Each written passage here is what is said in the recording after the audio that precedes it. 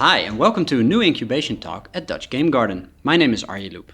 Today we're talking about media strategy with Ferry Brands from Vertigo SIXT. Ferry, thanks for being here. Could you quickly introduce yourself? Yeah, my name is Ferry Brands. I've been working in the games industry since 2006. I've worked for EA from 2006 to 2014.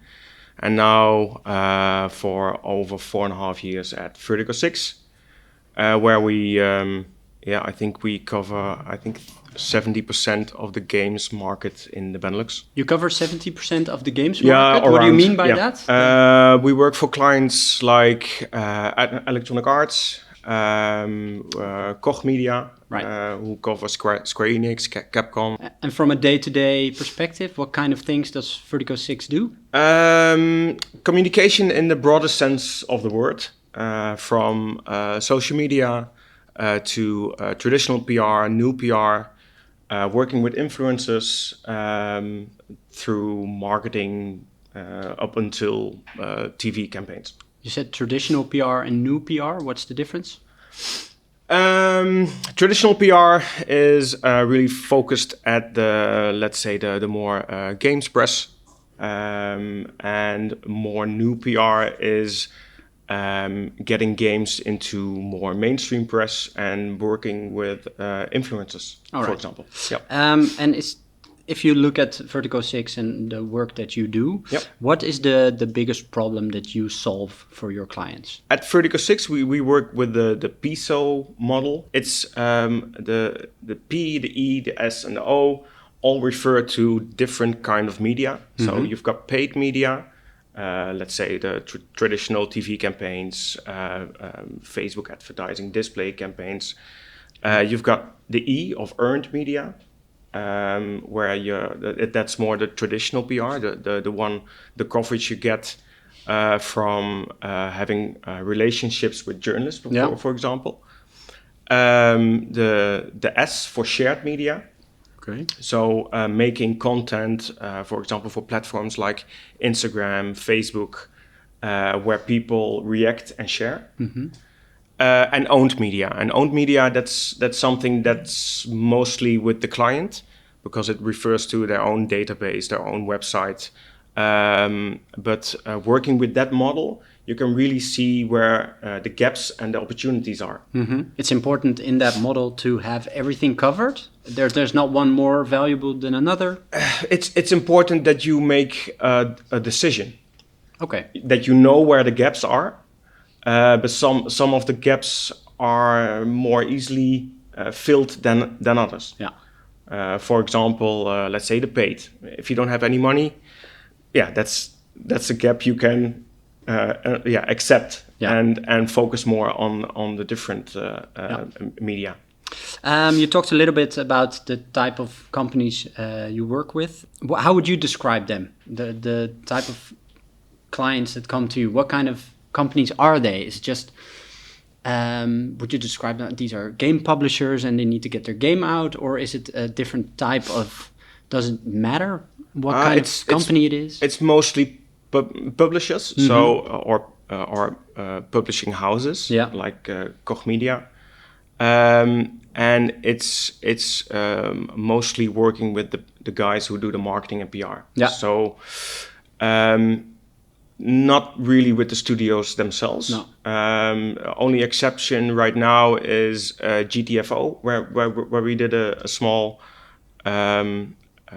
activation, and Jagex, the makers of RuneScape. Yeah.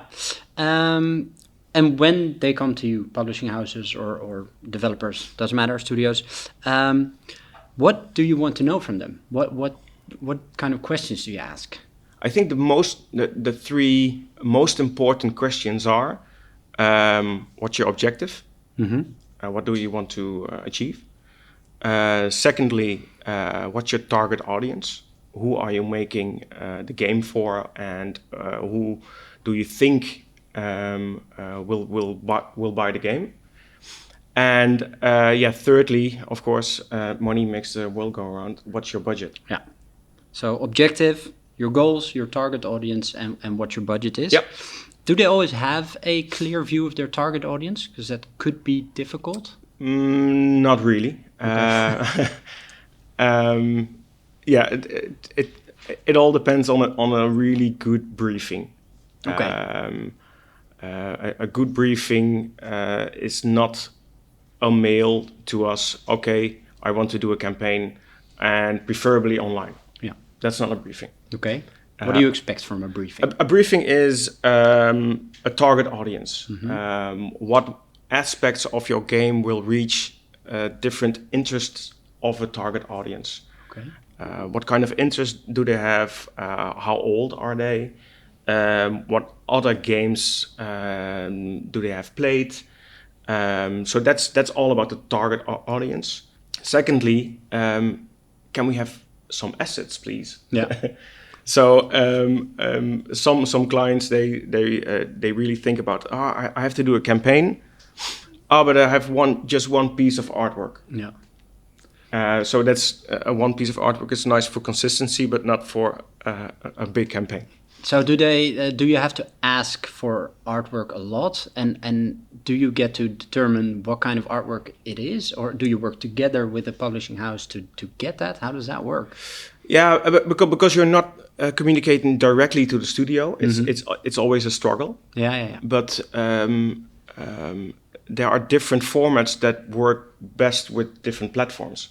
So if we are going to do, let's say, a video campaign on Instagram, we're not going to push a 5-minute video or trailer. If a publishing house comes with a good asset pack, it contains lots of different videos, lots of different artwork in different formats. Is something that what would you be very happy to get? A nice big trailer is nice for the end users. It's nice for the gaming websites and for the people who are interested themselves. But there's another group who doesn't know about the game. Yeah. But maybe is interested in the game. So you have to be if you are targeting that kind of audience, you have to grab them in the first 5 seconds. Yeah, it's more about awareness.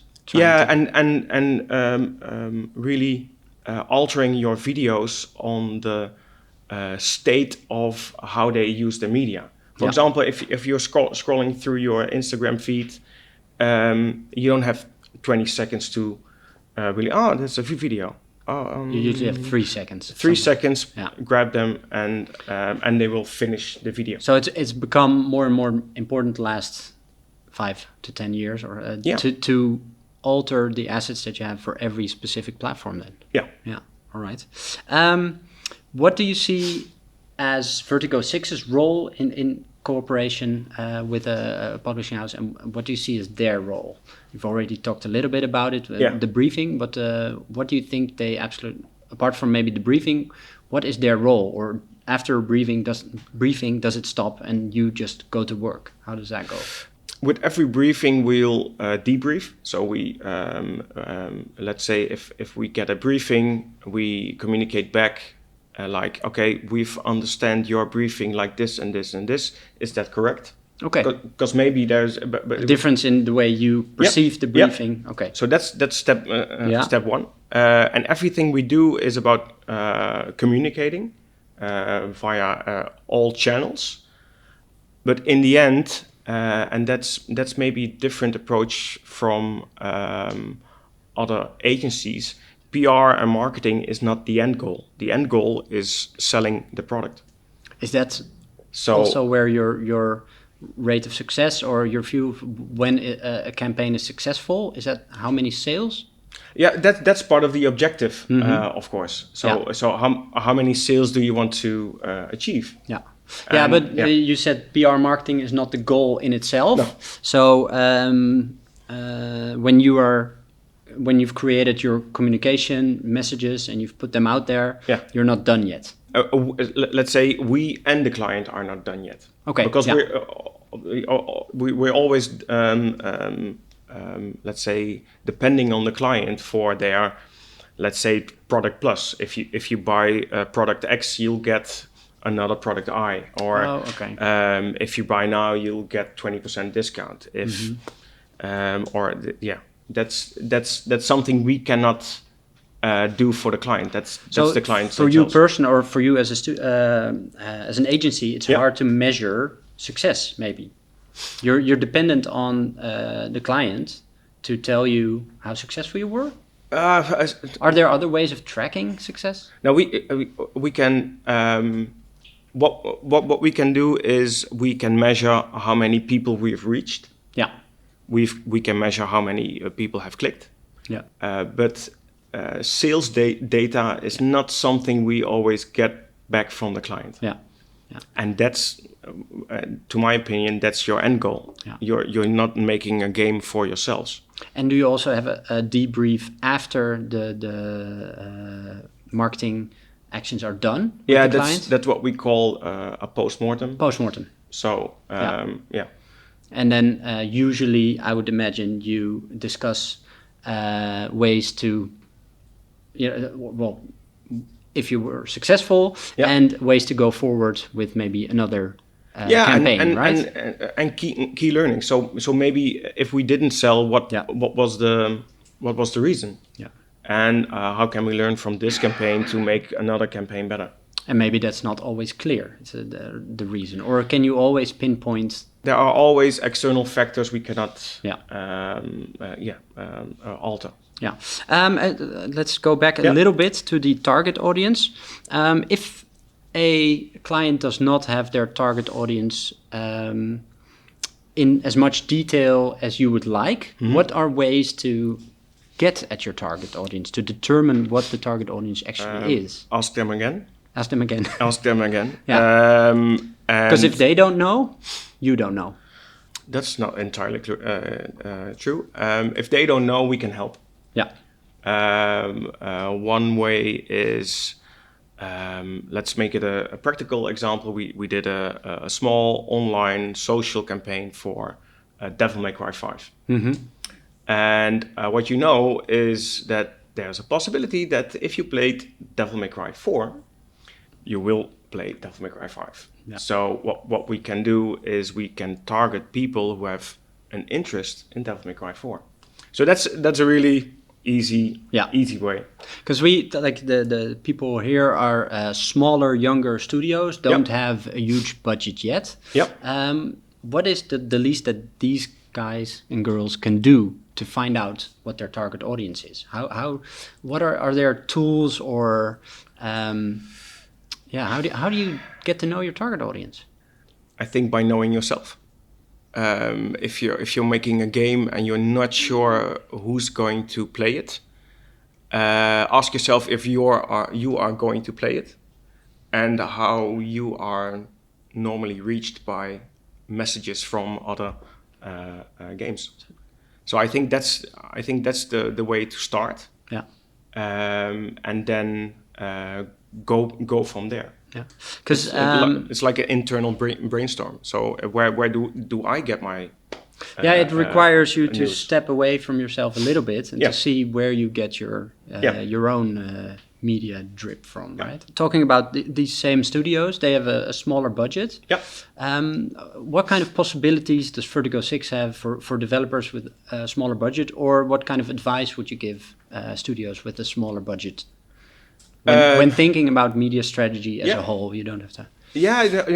Of course. We at Vertigo we work for smaller budget as well. Mm-hmm. It's like a small game like GTFO came to us and said, we don't know the local market, and can you help us? And that was a really small budget. I won't go into any figures here, but I think. I think all people here can do a better job doing my job than vice versa. If you're making a game and you can, if you can determine what other games are similar and where you've found news on that games, find out who wrote that article and target them via LinkedIn or via the media themselves. I think that's one thing to act freely and for free to get your game some coverage. Yeah, there's probably a lot you can do before you even go to Vertigo 6, or if you don't have any budget, do for yourself. Yeah. We were also discussing earlier, it might be hard to find out what kind of the relevant platforms are pertaining to your audience, or if some platforms, Facebook, Instagram, are relevant to your targeted audience or for your game. Yeah.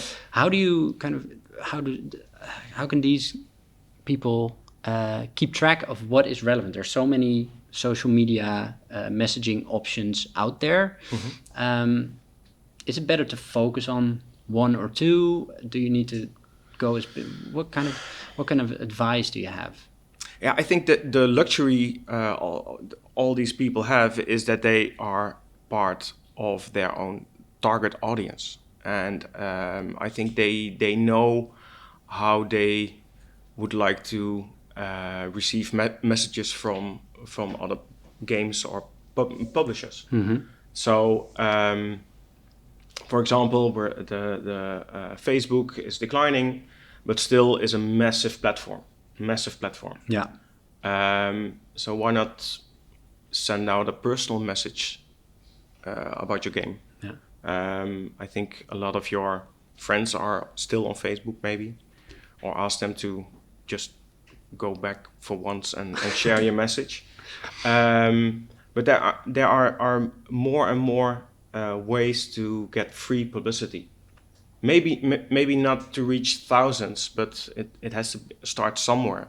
So yeah. And are there certain platforms or channels that are maybe overlooked or underused? Yeah, for some clients we are convincing them to try platforms they've never heard of. I'm not talking about gamers, but more of the people who are in marketing or PR. So we're experimenting with Twitch advertising. You can avoid people skipping the content because it's unskippable. But the backdraw is that the budget starts with 10,000 euros. Oh wow! With Twitch, really? Yeah. Okay. But maybe that's because they don't have a local office on the marketing part yet. Yeah. I'm hoping they will lower their initial budget. Can you? I read it. Can you read it as well? Yeah. I was going to say, can you target audiences on Twitch easily? So if you want to just exclude a region or include a certain country, that's all very possible. Yeah, okay, you can. All right. And Reddit, what you were going to say about Reddit? For example, with Reddit, you can pinpoint certain interests. What you already can do with Facebook and Instagram, but more in the back end. With Reddit, you can say, okay, I just want to target this subreddit. Yeah, because like you said, Facebook, but I think also Google has it where you can try and find a subset of people with a certain interest X and Y. Yeah. And you don't need to have a special developer account or anything, right? Anybody can go into Facebook and get groups of target people together. You can do it yourselves. Yeah. But still, if you want to do it, if you want to maximize your efforts, you have to really spend some time tweaking. Yeah. For the companies that are here, a lot of them are making their first game. So they have to choose a media strategy that is about their game, but also about themselves. It's hard to maybe pick and choose where to put your energy in if you can only spend it once, or your time or your money. Do you have a view on that? Is it important to market your company more than it is to market your product? Or does it matter at all? Does it depend on what you want in life? If you look at it long term, maybe the question is, will the company still be there if you leave the company? So if you put a lot of effort in branding yourself as, let's say, face of the company, and you leave, what does that with the company? We've all Hideo Kojima Cliffy B. These are all examples of putting yourself first. Yeah. And company second, maybe. So that's maybe that's the disadvantage. Yeah. The advantage is you're more, let's say, approachable for a target audience. Yeah. So he's like me. Yeah. So maybe his game is something for me as well. Yeah. So maybe. It's not an absolute truth what to do. But do it consciously. Yeah. Do it with all plus and minus. Yeah. In the back of your mind. All right. Yeah. I'm gonna hand over my chair for some questions from the audience. Yeah. And maybe one other tip.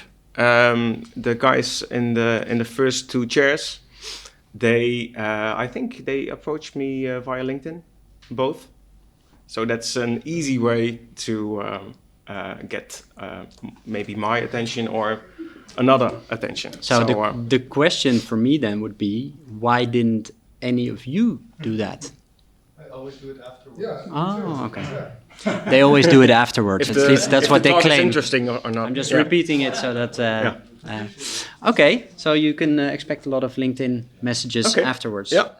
I'm Vincent from Gabriel Games, and I was wondering if you could give some advice on building your funnel with media, right? So, and my idea is that Facebook would be very good for awareness raising, but having a Facebook ad, at least my opinion is that it won't convert into a sale on Steam, for example. So, how do you build that? So maybe your question, because you're talking about a media funnel. So you want to target media, or you want to target end users? Yeah, end users, right? Because the objective is sales. Yeah.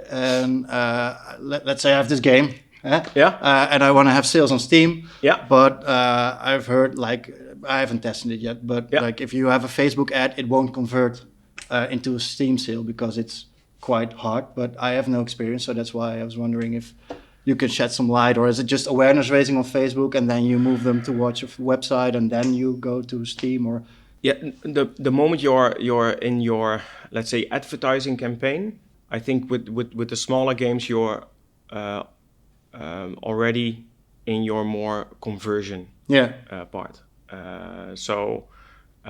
To raise awareness, I really want to advise to have a more a two-step flow. So target media for more awareness, and in the end for more Facebook and Instagram advertising. That's more about conversion and clicks. Yeah. And maybe some views, but that's I think that's hard as they don't know you yet. Yeah, exactly. Yeah. So I think the first step would be get to know your gatekeepers, or your gatekeepers of information. So get to know the people who have written about similar games in the Power Unlimited, in Edge, on Game Kings. They have a small indie part. I think that would be step one.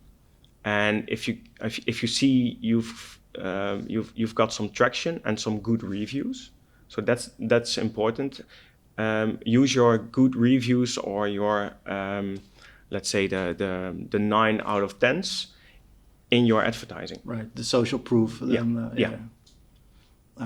Okay, thanks. Okay, you're welcome. Greetings. Hi. I'm Joris Roelofs from Greetings Games. Hi. And I make web games. And that's also where my question comes from, because I basically have two brands. One for the web portals, where I have to look like I'm a company, but also for the web players, where I'm more a person. Yeah. And also between companies, I try to mimic a bit their speech mannerisms. So I was wondering if you had experience with this kind of brand splitting, and whether there was anything I should look out for. And if you talk about brand splitting, so it's just the company facing, or is the game the same? Yeah, or the game is the same. in total. So Yeah. everything. My question would be, why do you split it? Because with web players, they generally don't pay for the games. They just come to have some fun. Yeah. And from them, I mainly want to have a growing fan base so that I can show my web portals like, hey, these people want to play my games. Yeah. But the web portals, those are the actual businesses. They don't play a lot of games, and they want me to make profit. Okay. Then I would see no problem because your target audience is totally different. Because in the first one, you're talking to companies and they want to. I'm not an expert on the platforms you're talking about, but to me it seems that they want to talk to a company as they are a company themselves, and in the other one, you're talking to individual and you're branding yourself as an individual. Yeah. So I think that's a good strategy. Yeah, clear. Yeah. Okay. And my last question. Yeah. I have recently been hearing a bit of a discussion of whether Twitter is actually used by players or more just by game developers. What's your experience with this? Yeah, Twitter is a peculiar one. What we see with Twitter is that it's still hot in, let's say, sports and politics.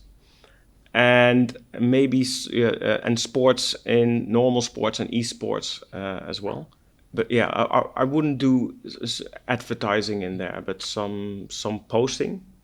But yeah, it's a digital platform, so you can see directly if people are responding, and if they're not responding, why bother? So where would you try to reach players? Where do you want to be reached yourself? Fair. Yeah. Well, Yep. Hi. Hello, I'm Doron from Quaqua Games. I have a bit of a maybe similar issue. One issue I have is that my game seems to have a very broad target audience as age goes. It can be very both for adults and kids Yeah. and families. Well, it's a drawing game. I should maybe explain that. Yeah. How do we actually market this? Yeah. Which platforms? But also, it also is a question of we have B2C and B2B as well. So Why did you make this game? I made this game out of the fantasy or an idea that I had. Basically, the idea is to create a very large drawing with multiple people coming together. So the idea is to bring as many players together to create something. So you're looking for creative people. Yes, definitely. So in that, apart from age, you can pinpoint, go on creative portals, go on Reddit where creative people are, where drawers are. For example, I myself, I follow on Instagram to more manga drawers. See where or investigate what their audiences look like. Are there similar games like you? Do you know anything on that games? Maybe contact the people who've made similar games. You don't have to invent the wheel here. So look for similarities between your game and other games where you maybe know more about the target audience, and see where you can, apart from let's say where people live, how old they are. We now have the in the digital age we have the luxury to target on interest. So I think that's the way to go, and that's I think the starting point to make your target audience smaller and smaller and smaller, and from there again broader. Great. It makes sense. Does it help? Okay. It does, I think. I think it's also a bit what we're doing, but also in that place, it's hard for us to really pinpoint, but Yeah. Okay, it's something we have to just try out and find out. Another question, there's Imgur or Imgur. Did you ever try that? No. No. So I'm just curious No, if but you had any experience of that platform. No, but just try it. Yes. Just do it. It's All right. Oh, cool. Well, Okay. Thank you so much. Cool. Hello, Hi. Ari Miedema, Bullet Wheel Games. I have a question about everyone is always saying you should start with marketing as quickly as possible. But what I've really found is because there's not really something really cool to show people yet. So that instead of targeting players, you're ending up targeting other developers, and then you get in the cycle of just liking each other's videos, but doesn't really give you what you want. So what would your approach be if you're very early? Would you even consider doing the marketing already? Yeah, it depends on how small you or broad you want to see marketing. If you are going on LinkedIn and share your passion on the development of your game, that's in some kind of way that's marketing for your product. And don't underestimate if your colleague developers like your video or comment on your video, who else in their network will see it, and their network will see it if they like it. For some clients, we advise just doing LinkedIn posts from, let's say, a personal motivation, as we see that, let's say, personal stories on LinkedIn are more effective than corporate stories. And don't underestimate that your colleague developers are gamers themselves. So Right. so in that view, you are targeting your audience as Okay. well. Thank you. Yeah. Yeah. Does it answer your question or? Yeah, Okay. Hi, Hi. Thomas Mansrel from Comedy Go Games. A couple years back, Sean Murray visited Stephen Colbert to show off No Man's Sky on his show. Yeah. The question was whether or not he was even playing the game at the time. It was considered, unrepresentative of the game itself. He promised or alluded to features that weren't even in there until years later. If you look at those kind of situations and bull shots and kind of doctored trailers that don't really show the eventual game, do you see a lot of blowback from that? Do you see that going wrong a lot? And what would you say would be a good thing to really be wary of? First of all, you have to be wary of promoting a game that's finished, or maybe for 90% finished. Secondly, what did they want to achieve by going on Stephen Colbert? I don't think they really wanted to target the core audience, but with going to Stephen Colbert, they wanted to reach the main audience, or the let's say the mainstream. Yeah, so more of a mainstream audience, and also with the support of Sony, they've got some pressure to sell a lot of games. So I think going on Stephen Colbert and getting some backlash from the core community, yes, it hurt them within the core, but it didn't hurt them in the mainstream audience, because the mainstream audience, they don't go on Reddit. They don't go to all the forums. So in the end, it's all about who are you reaching out to. So for example, if I want to market a game, and let's say I want to go to let's say Tweakers, I'm going to be more focusing on a technical aspect. But if I want to reach the Wereld Draait Door, I'm going to say it's based on a battle of Arnhem. So that's a different angle and a different approach. I'm not sure it's always wrong to have a message in a more mainstream, let's say, umfeld, that doesn't resonate with it within the core audience. All right. So, Yeah. But in the end, No Man's Sky, yeah, it's. I think the pressure was too big. Yeah. Yeah. All right. Thank you. Okay. Good morning. Morning. I'm DeLorean from Studio DeLorean. And I had a question about, I think, the other side of PR. We've mostly talked about digital things at the moment. And I myself am making a horse game. So my audience would be at horse events as well. Yeah.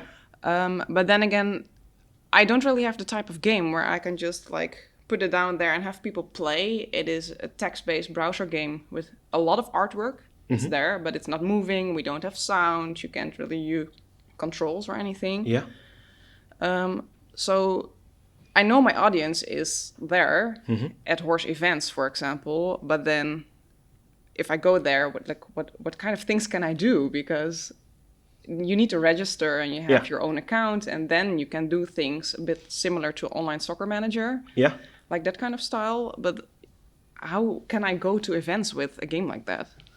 And like market in that I think kind of sense? there's a question before that. Why do you want to go to events if you're already saying it won't work on events? Well, not to play at least, but I thought like a lot of players from my current game go to such events as well. So But if it doesn't work for events, don't go there. just don't go. Don't waste your money on it. No, don't go there. But what you can do is see if there's another medium that all these people who are going to these events are using. Let's say the horse magazines, or maybe you can do a more in-depth, let's say a get-together for horse media. So I think that would be, more return on investment for effort based and maybe money based. Yeah. Because, for example, we don't do events for games that are more involved. Like we did Football Manager, for example. And for that we don't do events. We ask more. We ask influencers, maybe with some sponsored marketing, to go in depth with the product. And maybe that's the way to go. Let's say who within the horse community are your audience following. I'm not an expert in the horse community. I know a few, but okay. So ask them. Or just send them the game and ask them what do you think? Is this Is this something you can cover? And I'm not sure how big the influencers are within the horse community, but if they are small, they would do it for free, as their audience is inclined to follow that kind of information. And if they are big, maybe it's worthwhile to ask them to do a sponsored post on it. Okay, cool. Yeah. That's it for today's incubation talk at Dutch Game Garden. Thank you for watching. Thanks, Ferry Brands, for his expertise. Thanks a lot. Yeah, you're welcome.